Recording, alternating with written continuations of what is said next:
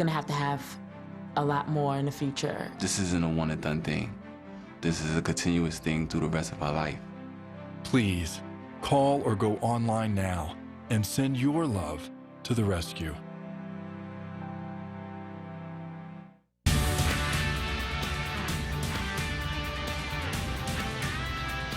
Time for a quick check of the headlines. Wind and rain hamper the search for victims and wreckage of Air Asia Flight 8501.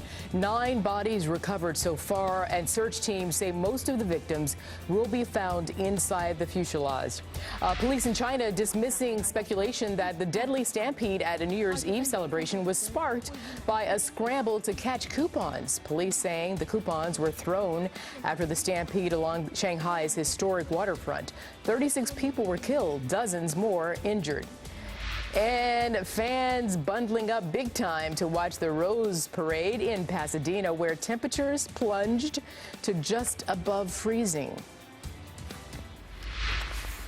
Some jarring news now about that massive recall of General Motors vehicles. It involved more than 2 million vehicles with potentially deadly ignition switch problems. The New York Times reports that GM settled several cases out of court, forcing plaintiffs to sign non-disclosure agreements. Could these settlements keep safety information secret and, in the end, put the public at greater risk? An important question. David Wohl is a defense attorney. Doug Burns, former prosecutor. Gentlemen, thank you for being with us today. Doug, first to you. Happy New Year. Happy New Year.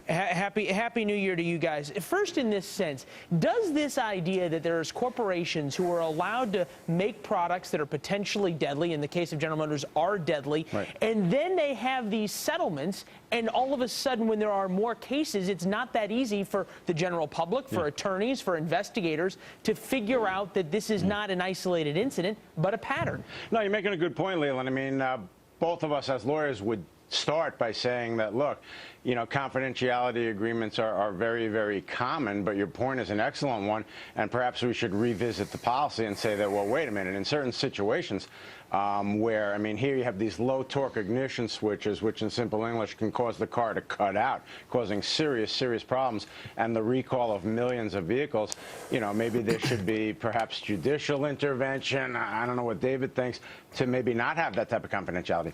I guess, David, the question is in cases of product liability where truly people's lives are at risk and there is more than just one of these defective products out there, does the idea of confidentiality actually serve the public interest?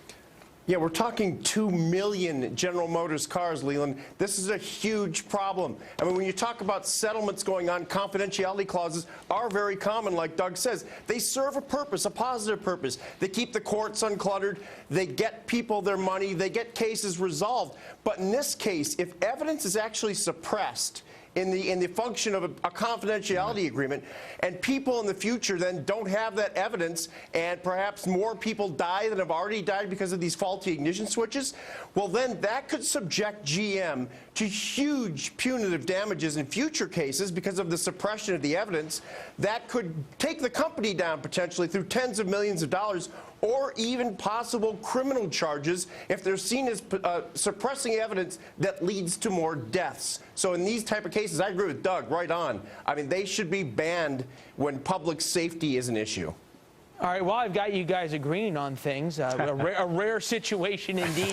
Doug, I'll bring this in. The New Year spirit's incredible around here.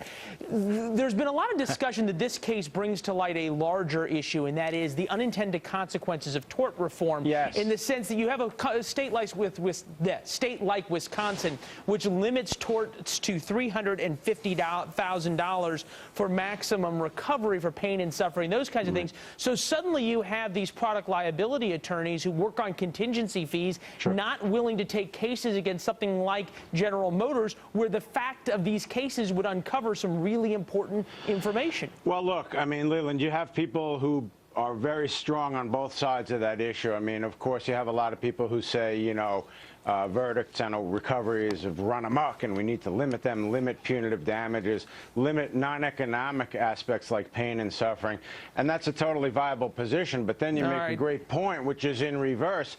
You have a case, I read about it in one of the main articles about this, where a law firm said, we're not taking the case because in Wisconsin there's a $325,000 gap, exactly like you said. I want to go back to one thing real fast, which was in terms of the confidentiality.